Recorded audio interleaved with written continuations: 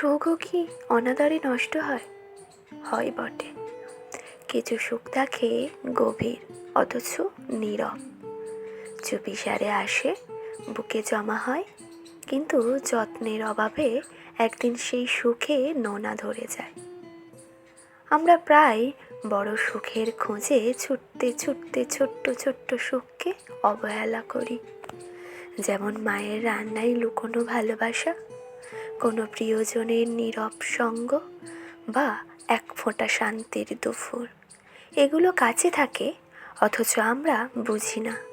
সময়ের সঙ্গে সঙ্গে সেই সুখগুলো অপেক্ষার ভারে নোনা ধরে ফেলে। একদিন যখন সেই সুখের অভাব টের পায়, তখন খুব দেরি হয়ে যায়। সেই মায়া, সেই মুহূর্তগুলো ফিরে আসে না, শুধু রয়ে যায় ফিকে হয়ে যাওয়া স্মৃতি আর নিজেকে দোষারোপ করার দীর্ঘশ্বাস। তাই তো ভাবি, সুখ যতই ছোট হোক, তাকে যত্নে রাখো। হয়তো একদিন সেই ছোট্ট সুখই তোমার বিষাদের সমুদ্রে একমাত্র আশ্রয় হয়ে দাঁড়াবে। সুখ নষ্ট হয় না, আমরা তাকে নষ্ট করি, চুপিসারে অনাদারে ফেলে রেখে। আর একদিন যখন সেই সুখ নেই, তখন তার নোনা ধরা ছায়াটুকুই আমাদের চোখে জল এনে দেয়।